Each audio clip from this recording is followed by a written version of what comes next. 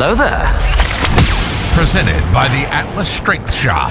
This is the Atlas Nerds in Iron podcast. Good evening and welcome to the Atlas Nerds in Iron podcast. I'm your host, Cameron Ray, and today we have special guest, Garrett Bottesy Bailey. How you doing today, Garrett? I'm great. How about y'all? Not too bad. I don't know why I called you Garrett. I call you Bottesy all the time. Yeah, Garrett's just weird. Yeah, I don't like it. Called one of my deployment buddies, named Sullivan. We always called him Sully, and I called him Mike by accident. And it felt wrong. It's so wrong. So today on the podcast, we're going to talk about your trip to Vegas. We're going to talk about USAPL Nationals. But first, before we get started, we're going to go ahead and knock out the sponsors real quick so that is good and out of the way. Gotta make that money. First and foremost, we have StrikeForceEnergy.com. Use promo code AtlasStrength at checkout, and you're going to save 20% on your next order of energy. What is StrikeForceEnergy.com? Strikeforce Energy is a veteran-owned energy supplement company. They come in these little tin pouches, about the same size as a Crystal Light pouch, if you know what that is. And you just mix in whatever you're drinking. You're going to get 160 milligrams of caffeine. If you're the kind of person that you need that little pick-me-up in the afternoon before you get started with your training, but you don't like the feeling of the ants crawling all over you from the beta-alanine and the pre-workout, Strikeforce Energy is perfect for you. You just pour it in your water, sip on it as you're drinking, or not as you're drinking, sip on it as you're working out, and you'll be good to go. You're going to have that nice, clean energy without a big crash feeling at the end of it. So, again, use promo code AtlasStrength at checkout, save 20%. Next up, we have Impact Mouth Guards. Impact Mouth Guards is a maker of custom mouth guards. You go to use Atlas Strength at checkout, and you're going to save 10% on your next mouth guard. What they're going to do is they're going to send you this mold. You're going to bite down on it. You're going to send it back to them, and in a couple of weeks, you are going to have a mouth guard that is going to be custom fitted to you and only you. It's dentist office quality without the dentist office price. And again, if you use promo code AtlasStrength at checkout, you're going to save 10%. Next up, we have our newest sponsor. We have Sticks and Stone. Excuse me, just a little under the weather today. Sticks and Stone got his start during the pandemic making concrete plates so that people would have a way to still train during the pandemic. I don't know if y'all remember, but iron plates were about $3 a pound. It was ridiculous, and Sticks and Stone came in and saved the day. He makes these molds. We'll send them out to you, and with those molds, you can get 55, 45, 35, 25, and 10-pound plates.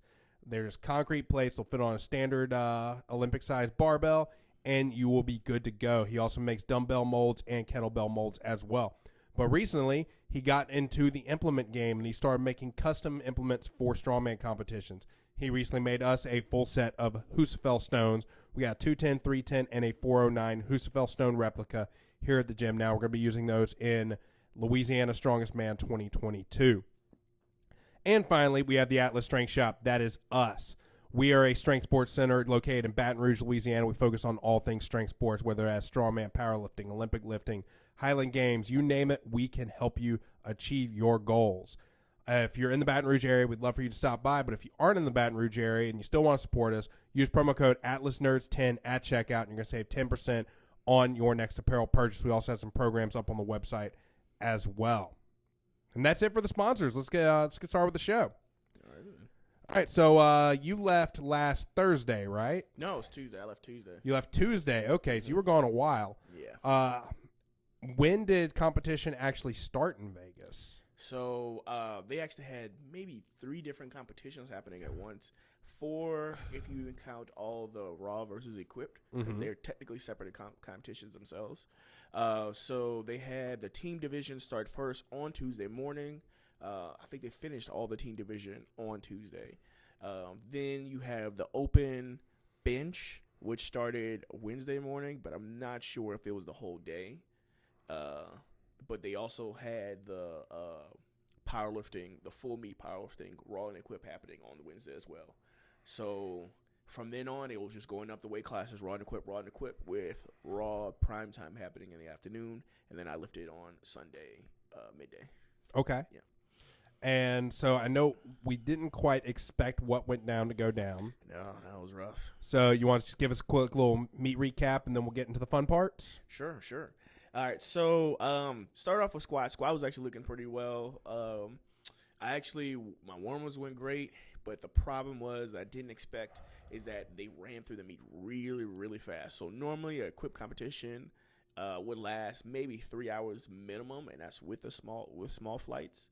This one lasted 2 hours, and they made sure they had us lifting on the dot. So we had about 7 people per flight, and with 10 minutes in between squat and bench, which normally you have 30, 45 minutes after the flight's over, depending on who the meet director is or what have you. So squat went well. I got my first attempt squat, came up easy, so we went with the plan with my second attempt. Misstepped a little bit on my second attempt squat, got to my third squat, came up easy, had 2 whites and a red, so it still counts. It was 8:27, so it was about a 12-pound PR.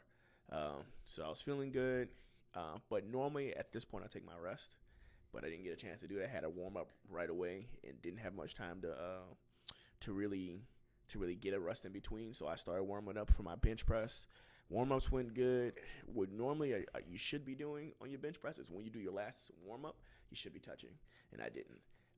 I came like just an inch above my chest, which I thought, that should be fine, because when I go do my opener, which is about 562, I should be fine because I touched with it a couple of days before and came up without a problem. So I thought it was going to count the meet. So I get on the platform, I go for my opener, and I touch. I come up, but I hit the rack on the way. The way I felt it, I thought I was fine. However, when I look at the video again, I hit the rack before I was fully locked out, and it bounced off the rack. So what they count that as is assistance, because you're bouncing off the rack just like you maybe bounce off your thighs when you deadlift. That's no good. So red lights. After that, it was a problem of just getting down to touch and then coming back up. So every time I try to touch, the bar offset somewhere else. So I had it maybe maybe an inch above my chest, and then it fell down to my stomach, and I couldn't get it up from there. And so first time it happened, I was like, okay, we need to raise it up a little bit more. Well, first time when I missed my opener, I was like, raise it up a little bit more so we'd be able to touch easier. Cool. Try a touch, fell forward. I was like, okay, let's try that again. We're not going to up it anymore, but let me change my grip. And I brought it in some more. Still didn't work. Term to find out, just reviewing the tapes and just thinking about it, is that I have not benched in a singlet. And so when you're benching with a bench shirt and you have a singlet on, some things change. So for one, you have to raise your arms up and put it in. If you're somebody that is not very good at benching with a shirt, you have to have a fold. And if you put your arms up, and put it in a singlet, the fold comes out. And so it's best to reset the fold. Problem is, my fold is really, really high. So normally what someone does when you do a fold in someone in a singlet, you reach under their singlet, like tuck your hand way up under the singlet, and then pull it down and then fold it up. But no one's arm is long enough to do that. So I normally set my own. So I just try to reset it, but I set it too low. So the bar kept going down to my stomach. Took all the energy out of me. I thought I was going to pass out. I was seeing like rainbows around the lights and stuff like that. And they asked me, it was like, are you going to drop out the meet? Real quick, could you just turn your mic, make it perpendicular to your face? Oh, sorry. There we go. There we go. Much all better. Right. Sounds better? All right, good. So I was asked if I was going to drop out of the meet. And, we had a lifter that actually dropped out earlier because, he missed all his squats. And, he said he was done. And I was like, something compelled me to keep going. So I was like, no, I'm going to keep going. I'm going to do all my deadlifts. Or I'm going to do the best I can. I was like, I was exhausted. So I said, I have probably one deadlift in me. And I'm going to go ahead and do it. And I'll be done. So you're going to drop your opener? I was like, no, I think I can hit this one and then be done. So I took the chance to put my head down, rest. Baron, I forgot his last name, Baron Johnson, I believe his name is. He's one of the lifters under Charga Hagan, who's actually high level powerlifter that used to live in Louisiana. He actually lifted for LA Tech. He's like the first lifter, maybe the only lifter I fangirled over, because he had the 800-pound deadlift that hadn't been broken for 8 years, and I broke it before I met him. Well, he came over, prayed over me, and gave me a little bit more motivation. And then I got out there, and just, if you saw the videos, I was exhausted. You can see me like barely walking up compared to what I did before, and got my opener, which was about 7:16. And I told my friend, I was like, Josue, I was like, I think I could do some more. So he gives me a little bit more, and I have no idea what the second attempt was. I just know what the third attempt was.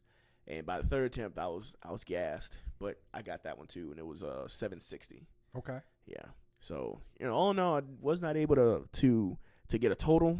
Risked a lot, but sometimes that's what happens to risk, and you fail. But I learned quite a bit. I think it's pretty important that I actually finished the meet, because that way I can see where my numbers are right now. I see where my mistakes are, and I can improve later. Next year, do you think you're going to compete equipped again? I do not know. If they split it up, then yes. If they don't split it up, I will more than likely want to go raw and try to convince the rest of my team to go raw. Okay. But it all depends on what my team wants to cycle around, because I could do both. If my team wants to do equipped, I get outvoted, I'll go equipped. But I prefer raw. Okay. Yeah. Did you have anybody going with y'all that was just a handler, or did you have to handle your teammates and then compete as well? So I really only handled one person, and then my other two teammates, they pretty much had they had it set out who was going to handle them. So Josue had DQ, and then DQ had Josue, and then they had their coach that actually coached both of them. His name was Trammell. So when it came to me, I didn't really have anybody set ahead of time. So I just told two of my lifters, it's really, really easy. Just come help me out, load my plates. That's pretty much it. So really all I had was someone call my numbers out and load plates for me. And that was pretty much it. Okay. Yeah. Normally it's a little more intuitive than that, but I figured I can handle myself. I had been able to before, but this time I probably need a little bit more help. You feel like it took a lot out of you? Oh, yeah. It was the speed of it.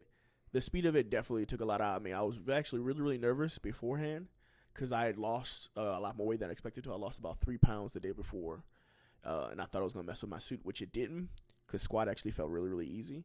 But because of the speed of the meet, I just did not have the energy to do as well as I could have done on bench or in deadlift. Yeah. Do you think they focused on getting through the meet so quickly because they had so many people to get through, or do you think that USAPL is trying to push more people towards raw? I don't think they're trying to push more people towards raw. I think they already have so many people raw, and so they have to cater to those people more because that's where the money's coming from. I understand that. Business people, that's fine. What I think is going on is that they have a contract with the people that the people that have the venue. Then they have to be finished at a certain time, and they have to be done.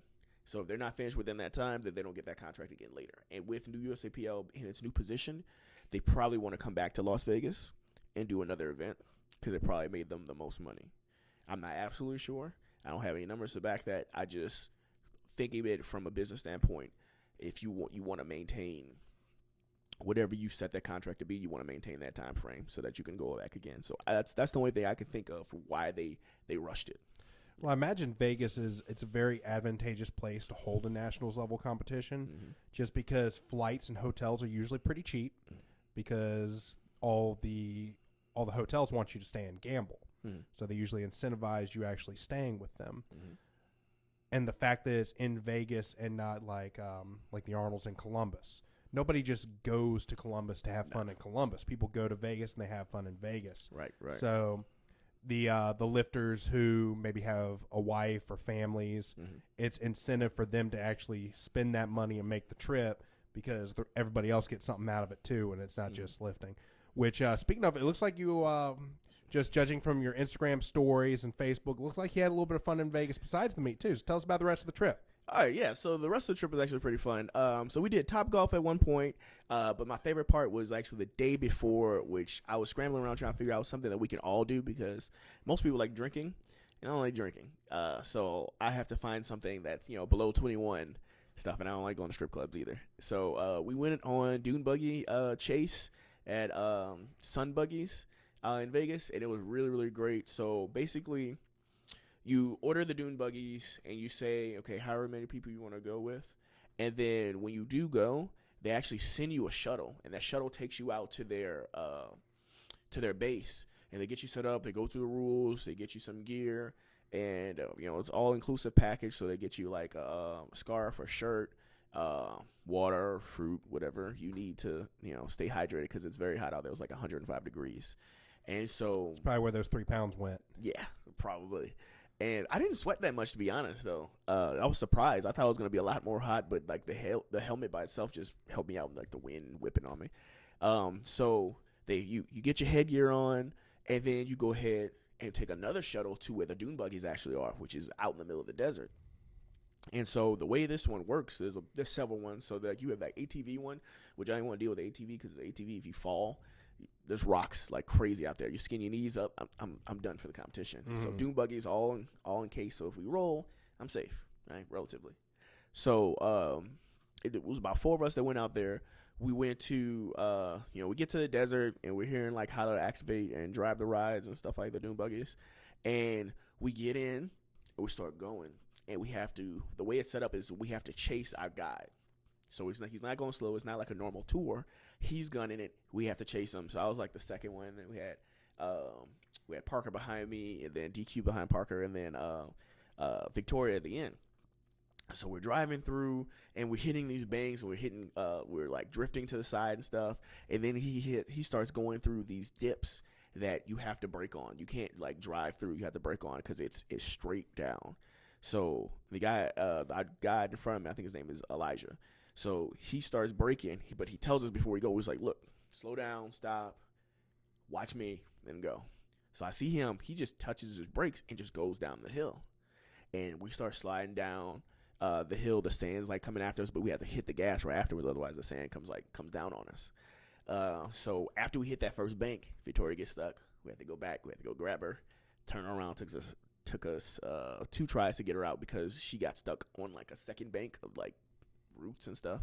So we get her off and we start driving again. Now the buggies have like flags on the back of them, and so if you get lost, or say for instance the ride in front of you, they go too far ahead and they go down and dip, and you can't see the buggy anymore, but you see the flag waving, so you just follow the flag. Mine broke off. So after that happened, they got lost a second time. So we had to circle back and go find them. And I was like, we should probably put me in the back, but it was too late. We were already heading back. Victoria passed out because it was too hot for her, and so it was okay because I got some water, piggybacked her back in. But it was great. It was very, very fun. A lot of sand whipping through your face. A lot of wind. It was good. I recommend going. We were supposed to be there for like 30 minutes. I think we were out there for like an hour. Now, at this point, had Victoria already competed? No, Victoria wasn't competing. She was there to like help out, like record mostly. Parker was there to wrap knees for, I think he at least did Josue. So Parker is actually, he went to Cavalier High School, so I've actually coached him a few times back when Daniel Vandenberg used to coach the Cavalier High School team, and so I'd come up every year and I'd train the kids and show them a little technique and stuff like that.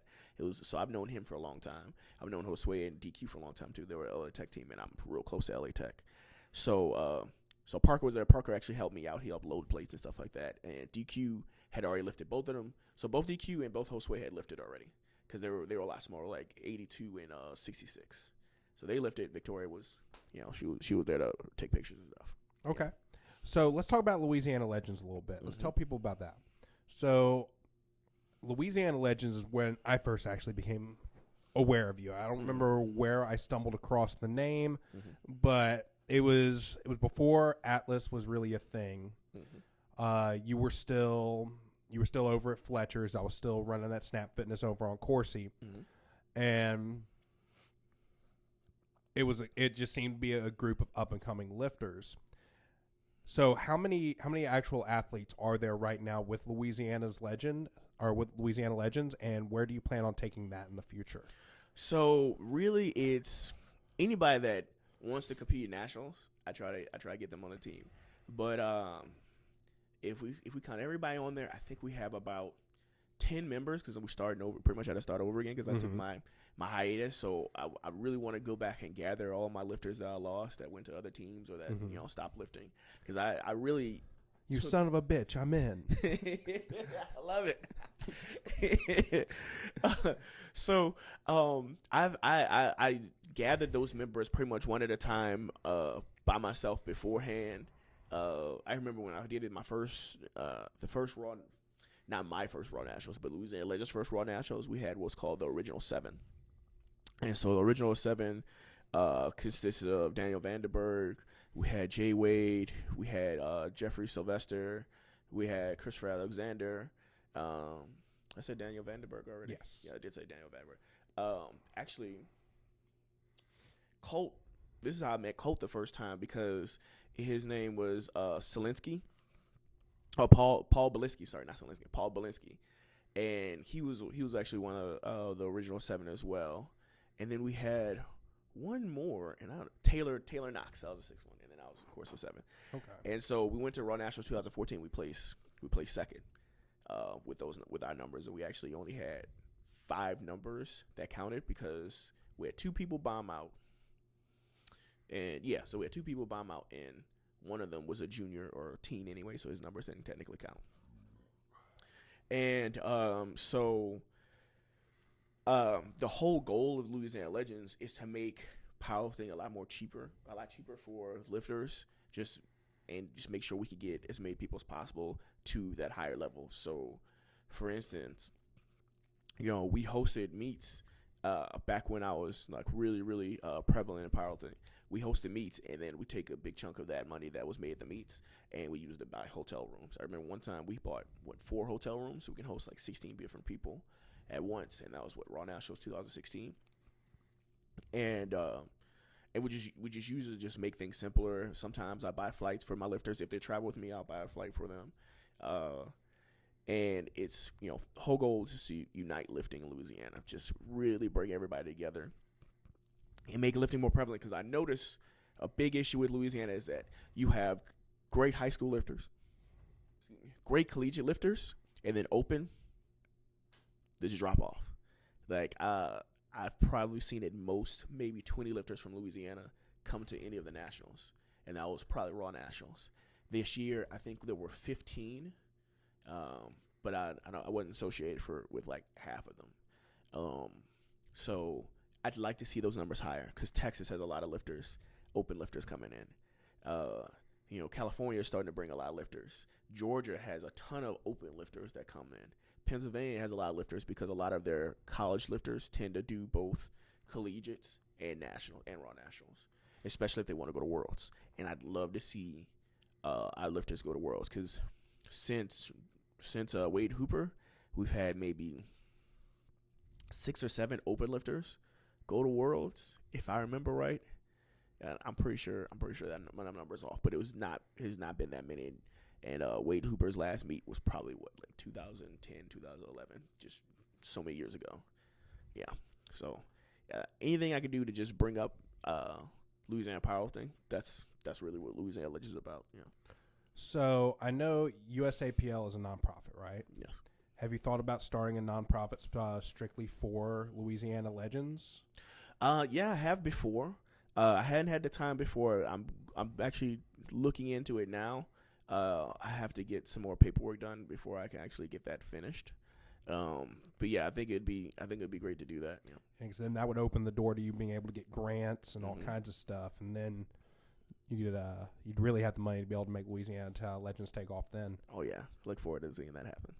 So yeah, anything Atlas can do to help with that, I'm definitely in because it's not just strongman I want to see grow. I want to see all strength sports in Louisiana grow. Yep, and that's actually what I want to extend out to too, because like I was a wrestler at first, and so like my goal was always to like open a gym and have like all the sports. Mm-hmm. You have like a section here. This will be wrestling. This will be powerlifting. This will be soccer. I don't know why I mentioned soccer because I hate soccer, but I wanted to be comfortable for like every single sport and to be able to compete at a high level and then be able to host like high level competitions. Mm-hmm. That'd be great.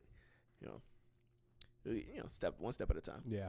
I know one of my long-term visions is the Louisiana Sports Expo, where it's powerlifting, strongman, Highland Games, Olympic lifting, all happening under the same roof on the same weekend. Oh, yeah. I've been thinking about that one for years. Like little mini Arnold. Yes, exactly. Mini Arnold, because I've actually seen because once I saw it happen in Georgia, I've seen it happen twice in Georgia. No. I've seen more than twice. Arkansas does one. Mm-hmm. So and Texas does one too, in Houston and maybe San Antonio. I've seen it happen twice in Texas, maybe more because of Summer Power Fest, where it's a powerlifting competition. They had like the strength, not the strength.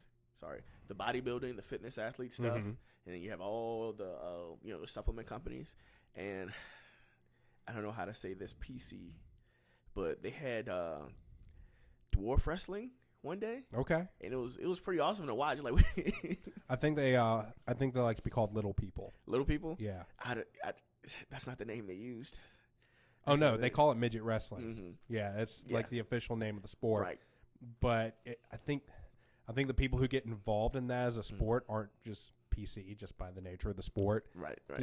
They know it's a spectacle. Mm-hmm. I remember watching it because I was judging and like everybody was getting distracted while the person was lifting. So the judges were like looking over towards the You gotta. Yeah. Yeah. It's one thing you'll never see. I've never seen it again. So obviously I would have looked too, but we had to give like white lights because we missed people's lifts. Mm-hmm. I didn't because I was actually facing the lift and so you got to take it all in. Mm-hmm. Awesome. It was great. And where was this? This was in Texas. This is in what's called Spring, Texas, which is like an offshoot of Houston. Okay. Yeah. I don't know. Maybe we'll have midget wrestling too. Maybe so. That'd be nice. Yeah. We got a nice little area for it. Oh yeah, definitely. I know another thing that I always thought would be really cool is just get one of these other buildings along the same street and just every weekend just host something. Oh yeah. In that building. That would be fun. We have we could have the gym and then the venue right next to the gym. Mm-hmm. That would be fun. So that wouldn't make much sense monetarily, but it'd be cool. I mean, it's to really get the strength sports and just the name out there, and it'd be great. Yep. Yeah. Monetary comes later. So what is next for you as far as powerlifting goes? So I really want to get into the Arnold, and the only way I can now is to do a pro meet. So I don't know which pro meets are out there just yet. I haven't looked them up yet. I know there might be one in Georgia coming up soon, and they have another one in November. Okay. So I haven't decided whether I'm going to go raw and equipped just yet. Because, I mean, I really like raw, but raw's cooler. Yeah, raw's cooler. Raw's easier, but my pride makes me want to do equipped again just to give that shirt another chance. Mm-hmm. But I also have the opportunity because I don't have to go to like Arnold's now as a 275. I have the opportunity to go and lose the weight that I want to lose. Because ideally I want to be at least 242. If I can make it a 220, I would, but I don't think I have the body fat and I don't like losing muscle to do that. Yeah, no one likes losing strength. But if it happens, then I can do it and I can keep my strength, then great. But if I can't, I'm not doing that. Mm-hmm. Yeah, I'll go with 242 because I used to be 231 and that's fine with me. But I want to do another pro meet, and then I'd like to do, because I've been getting, for some reason I've been getting a lot of USPA people talking to me, and so I want to do a USPA meet, but I want to do a non-tested USPA meet. Like I'd still be drug free obviously, but the numbers are more competitive, and I think I can still break them. Like there's a lot of records I can break. Like I think the deadlift record for, if I did 242 right now, I think the deadlift record is like 740. I was like, I think I can hit that now. I think I can do that. And I think it'll just be there's a lot of fun in it too. I think it's a lot of family oriented as well, just like USA Powerlifting is. And there's another team I know that if I told them if I ever lift USPA, I lift for 50-50. And that I think it's gonna be fun. I've always wanted to try it. I've always wanted to branch out to other associations anyway and do other stuff, just like I did strongman and failed. But it was good. It was fun to try. I'm going to do it again. You learned. I learned. Yes, I like that. I learned. And so I think doing other sports in general would make anybody a better athlete. And that's my goal to me. Yeah. Tell you what, Highland Games is what you should do. Of course. After that. Out of all the different strength sports I've competed in, Highland Games is definitely the most fun atmosphere to me. Really? Okay. Definitely.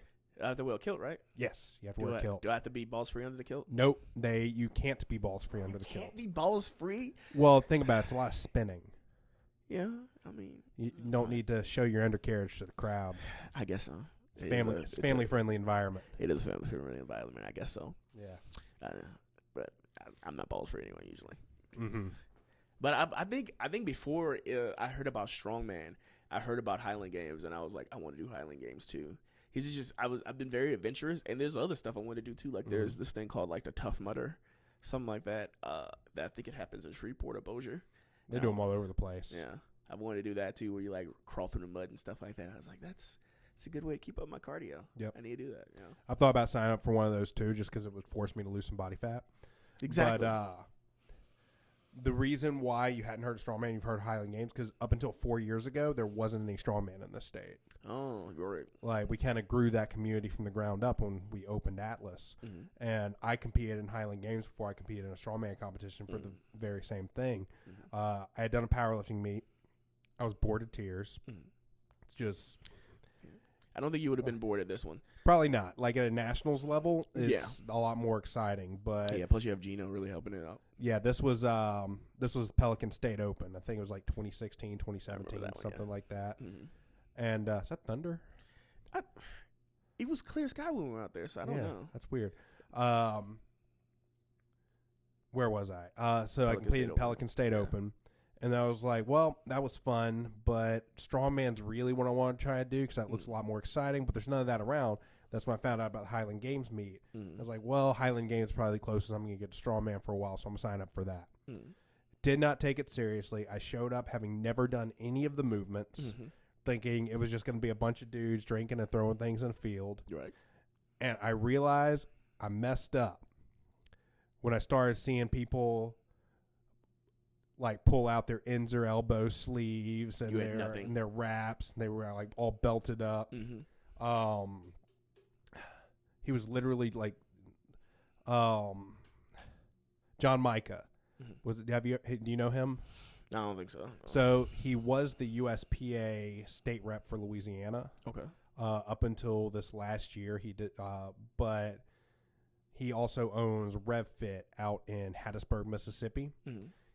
He actually showed me how to do all the movements right before the event started. We just kind of ran through it just a little bit.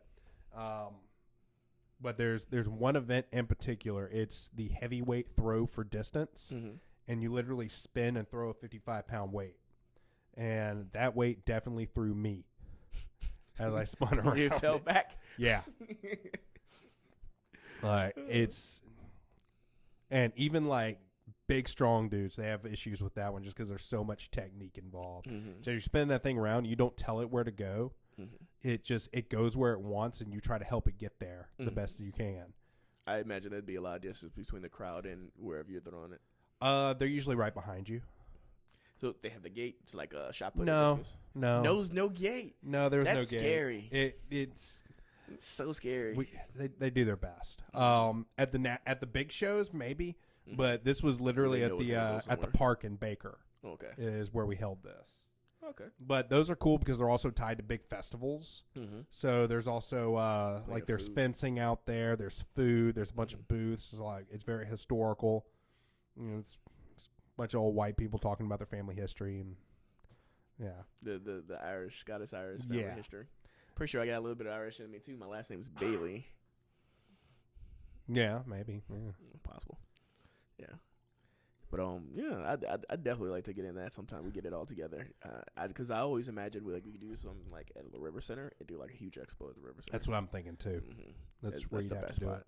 So either that or go all the way to New Orleans and do like the Pontchartrain Center, because I don't know if we'd be able to get into, at least not right away, to the Superdome. But I was thinking Lamar Dixon.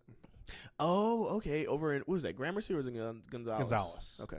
Because Lamar Dixon, they have the expo centers with like the air conditioning and the polished floors, but then they also have like the grounds where they do rodeo and stuff.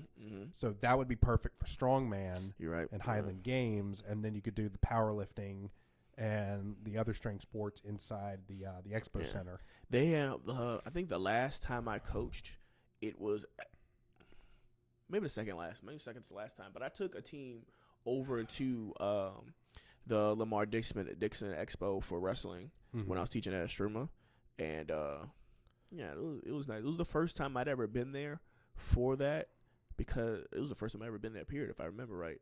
Because when I wrestled, we never had Lamar Dixon. We had Crawfish Aquatics and the Pontchartrain Center for State. Crawfish Aquatics was for this huge event that happened. It was called like the Louisiana Classic. And it was so big, it was like bigger than state. But that was because, so like state, you divide up the divisions and you can only wrestle against your division.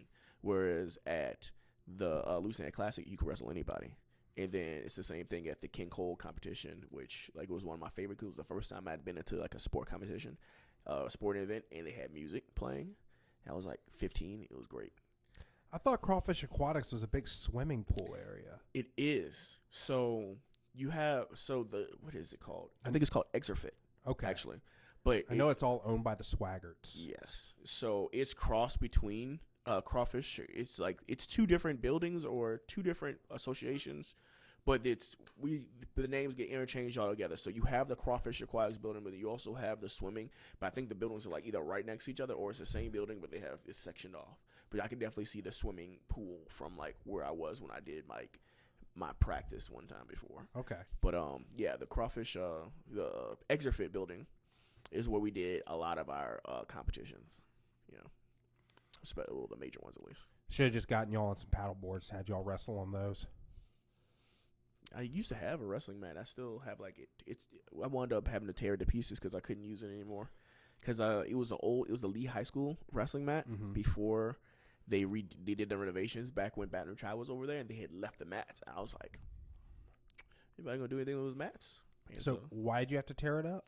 Well, it wasn't being put to good use, and then I took it outside because wrestling mats are huge and heavy. These are the old ones, but this was like the one that was like thinner than the ones that I used when I was in high school, but still thicker than like the new ones that you just roll up, like the jiu-jitsu ones, like they do now.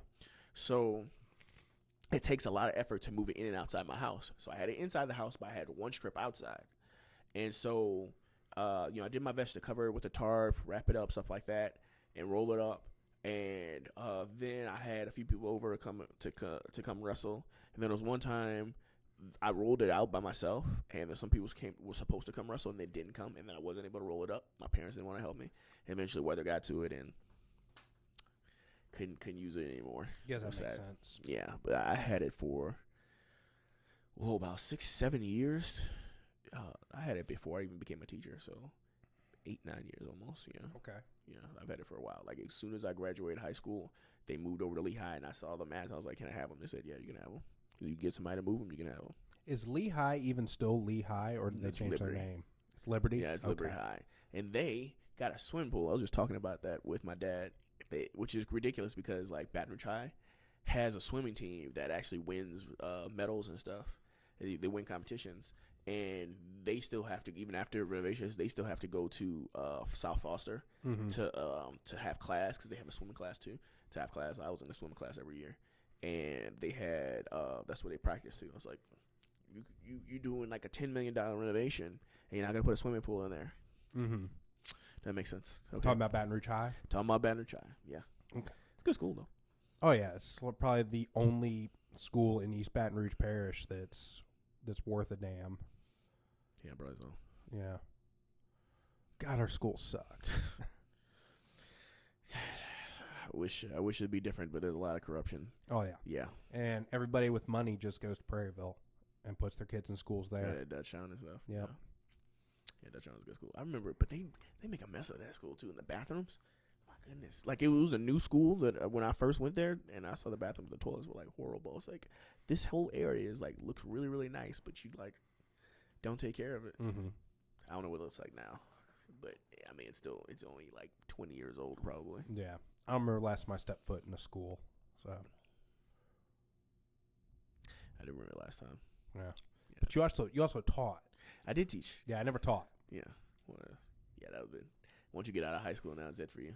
Yeah. You never went back to like visit your old high school or anything? No. No, you didn't like. No. I like my school. Well, I helped them move and everything. Yeah. Yeah, it was nice. I like my teachers too. Okay. Yeah. Yeah, I left school and never looked back. Yeah, fair enough. Sometimes you don't look back. Yeah. But now I think it'd be a good idea for me to get involved because, like the school, like I went to Central.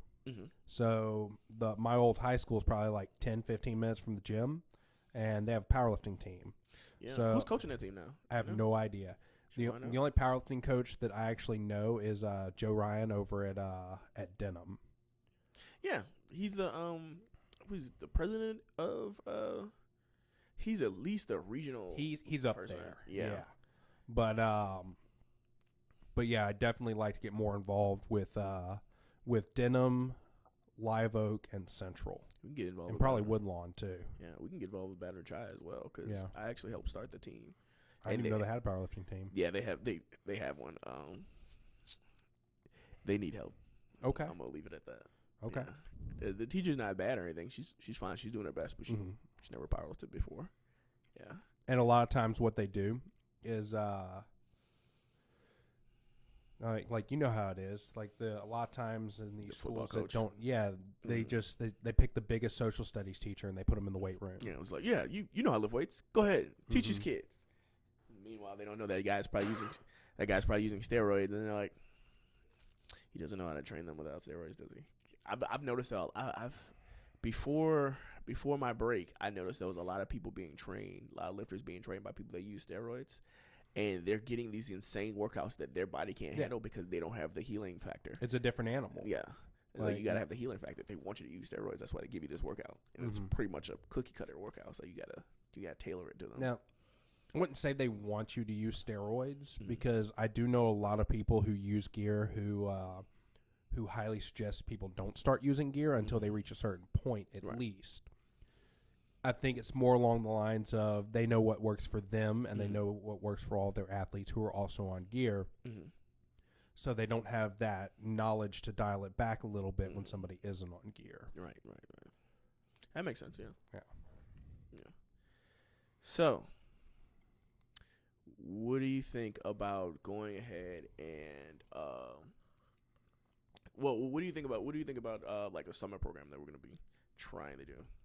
Or with our heads and tails on that one. So you're talking about the summer youth program? Yes. So that was something that we tried to get off the ground, but we were way too late in the game. We had to advertise beforehand. Yep. I was talking to one of the it happened a few times where we got a dad and the kid were really excited. They come in, they tour the place, and they were ready to start. They'd go home, mom shoot them down because they were already signed up for something else. Oh, wow. Yep. Yeah, I already got you. We took care of it. Yep. Oh, damn. Okay. So, and I was talking to the mom of one of these kids because the whole family wound up joining just for regular membership, which really is better in the long run anyway. Yes. She said we have to send flyers out Christmas break. Like we have to bring a bunch of flyers to the schools we want to reach and have them pass them out the day before Christmas break so that they can bring them all home because that's when everybody's starting to book for their summer camps and seats fill up pretty quick. Interesting. Okay. Now we know. Yeah, I can go to any of the high schools and do that because I have at least a minimal relationship with a bunch of the high schools because wrestling, powerlifting, all that stuff. Yeah, I'll know to get to somebody. Yeah. Oh, we'll make us some like Atlas Strength Shop polos one day so we can go around and walk around, look semi-professional. Nice. I still have some of my Losing a Legend polos. I don't fit them anymore because I think it was a medium when I was 205. Yeah, I can't fit it anymore. You just like really tight shirts, don't you? I was 205. It fit me just right. Most people who are 205 are in a large.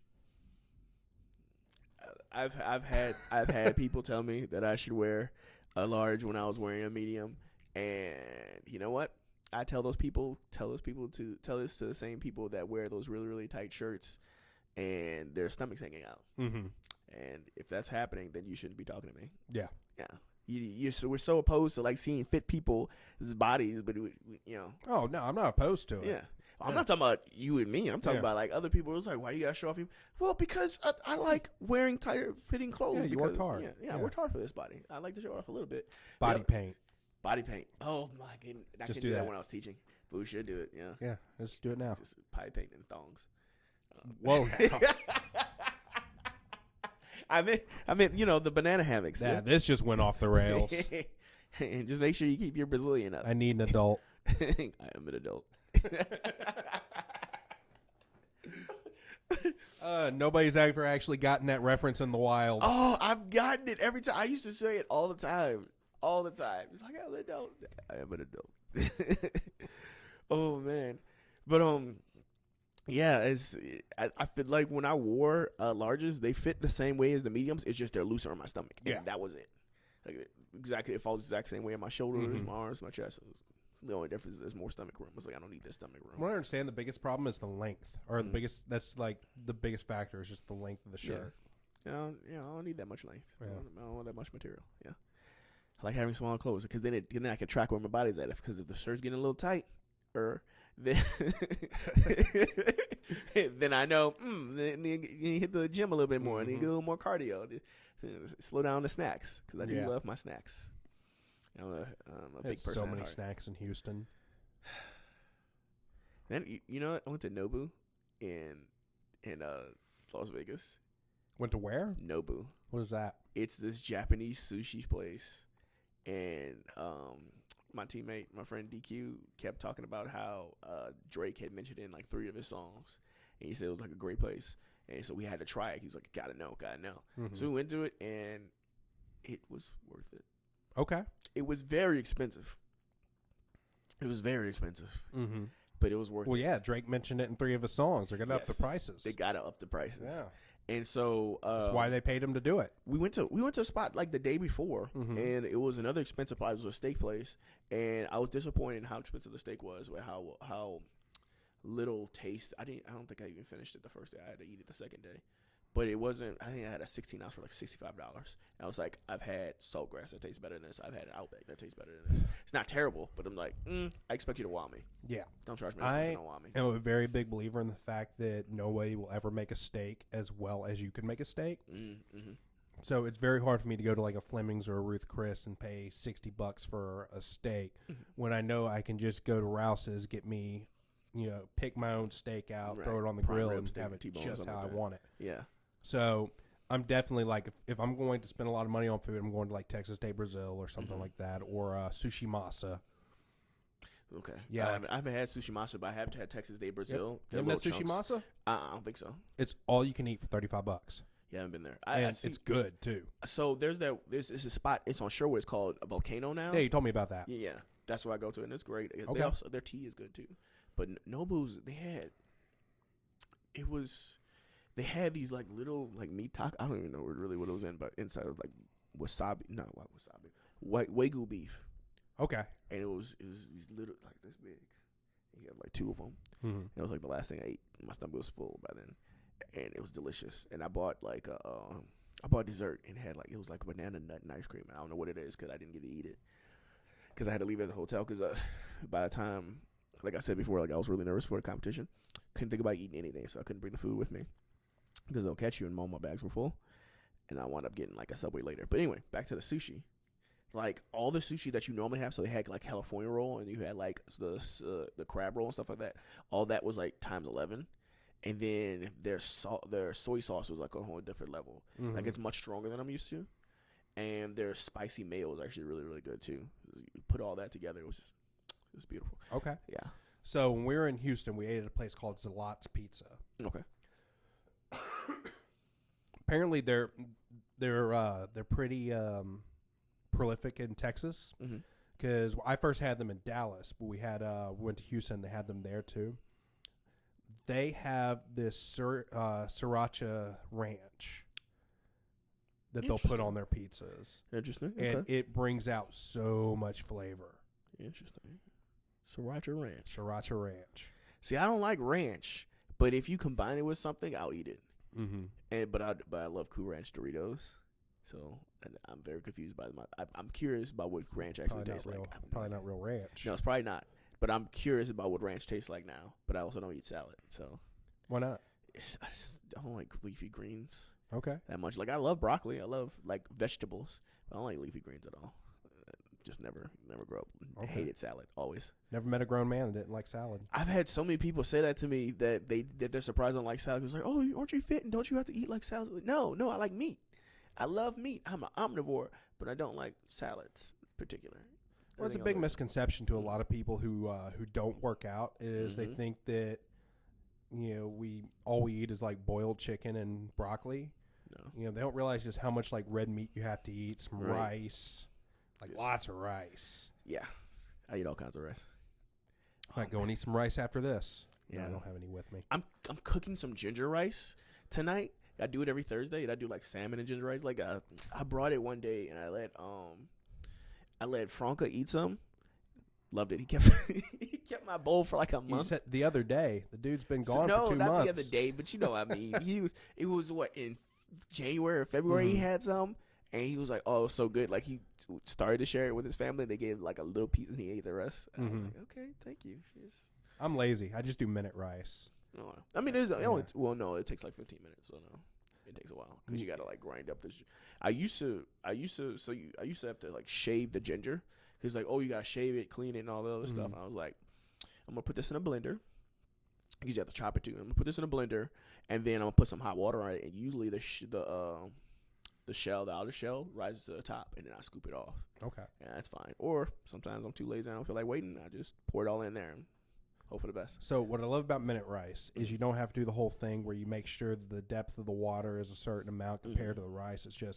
It's 1 part water, 1 part rice, and it's equal volumes of both. Right. So I literally take a measuring cup, fill it all the way to the brim with rice, then fill it all the way to the brim with water. You let it come to a boil, you pull it off the pot, you're good to go. You're done. Yeah. I've had it a few times before, but it was like dirty rice or some type of jambalaya. It was good. I haven't bought the packs. I usually go to Costco and I don't see those packs in Costco. Yeah, well, minute rice, it's just rice. Like there's no extra ingredients or preservatives. It just says rice on the ingredients list. I'm thinking about like the flat packages that look like MREs. Oh no, Okay, those are a lot different. This is like it's like a box. They come in boxes, and all they do is they almost cook the rice, and they throw it in the box. Like, they dehydrate it and throw it in the box. I like it. You can finish it. Yep. Yeah. Lazy man's dinner. It's so quick. Oh man, now I'm hungry. Yeah, I'm so hungry. I don't know I know I'm gonna get my salmon, but like I didn't have like my midday lunch. That's what you eat, lunch at midday. Yeah. I have steak and broccoli in the fridge. I'm not sure if the steak is still good, but I'm gonna risk it. I have some beef because I'm cooking. I'm cooking the fish tonight, but I think I have some people at the house that are probably not going to eat the fish, so I'm gonna have to do the beef. And it was bison, but I have had this bison in the freezer for a minute. I was like, I gotta cook this. Where you get your bison? I get it from Costco. Okay. I get almost all my food I get from Costco, unless my parents get their food from somewhere else. But yeah, it's generally Costco food. It's delicious. I love the bison. It's generally, depending on how you cook it, you're not gonna get that much of a difference between like beef and bison. Usually it's just leaner. Like a lot leaner than beef. There's a lot more protein in bison too. Yes, but when you cook it, when I do it in my chili, there's a difference. Okay, there's definitely a difference. When I do it in my Szechuan bowl, because I have like Szechuan sauce and like sweet soy sauce on it, you don't really taste that much of a difference. You can do beef or bison, but it's like when it's, I don't know, when the flavor of the meat is mixed in more. I have no idea. Yeah, I literally just do ground beef with vegetables, and I throw a bunch of rice and then pour some bone broth in it. That's my go-to meal 90% of the time. That sounds about right. Yeah. Is that thunder? That is thunder. It's been going like crazy nonstop. It's like a weird rumble though. It's like something. It's like someone's like rolling something on the roof. It's like doesn't sound like normal thunder. I think it's just normal thunder. Yeah. And then it was so dry in Vegas. It's not a cloud in the sky.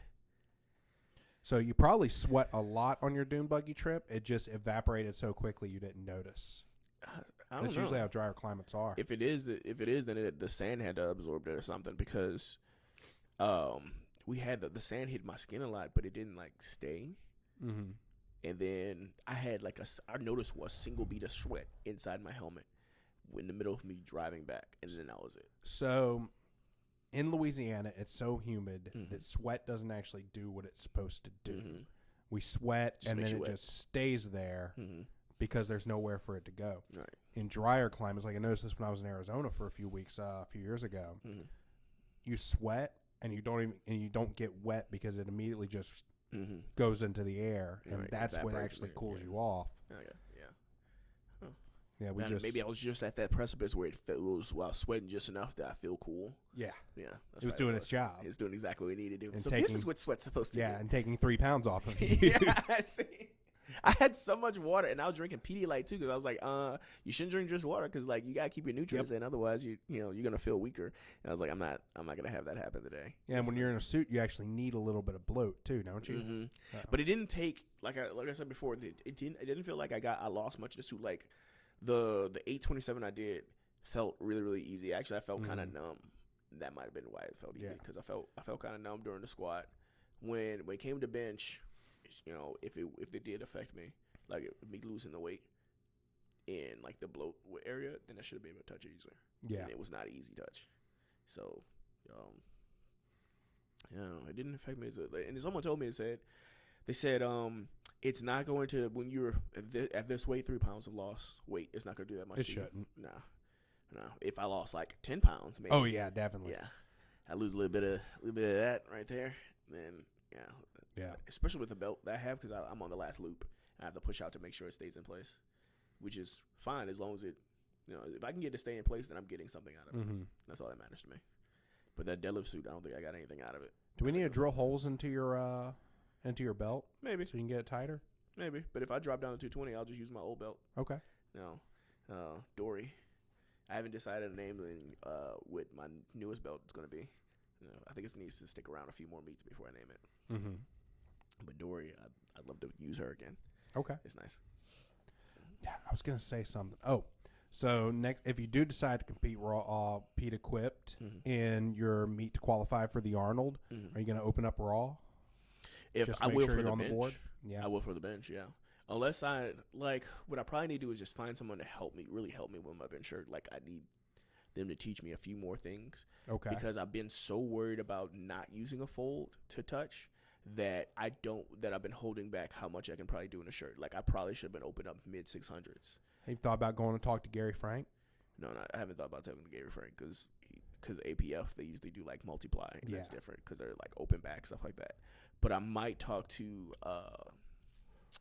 Newt Douglas, who trains at Fletcher's right now. Okay. And because he's the only one that I know, at least within my reach, that knows how to use like a shirt. And usually his dad helps him. So if his dad's coming down too, then that'll be a big help.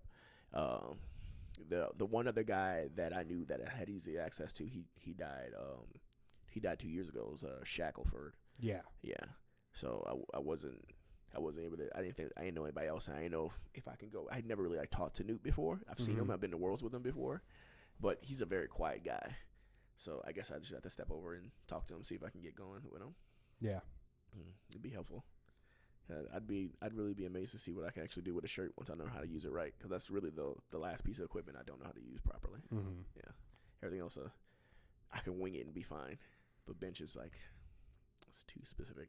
Mm-hmm. Too many small factors can change and it's over. All right. Well, we are almost at the hour mark. You ready to take this thing in for a landing? Yeah, sure. All right. Just going to recap the sponsors just one more time. StrikeForceEnergy.com. Use promo code AtlasStrength at checkout. Save 20% on your next order of caffeine. Next up, we have Impact Mouth Guards. Use promo code AtlasStrength at checkout. Get your custom fit mouth guard from Impact Mouth Guards. It is going to fit you and only you. Dentist office quality without the dentist office price. Next, we have Sticks and Stone. Go check him out on Instagram, Facebook, TikTok, all the places. He's got a really cool YouTube channel as well. He is a maker of concrete implements, whether that is weight plates, kettlebells, or strongman implements. He can help you out with that. And last but not least, we have the Atlas Strength Shop. That is us. If you're in the Baton Rouge area, definitely come and say hi. If you aren't in the Baton Rouge area and you still want to support us, the best way to do that is to get on our website, use promo code AtlasNerds10 at checkout. You're going to save 10% on your next piece of apparel.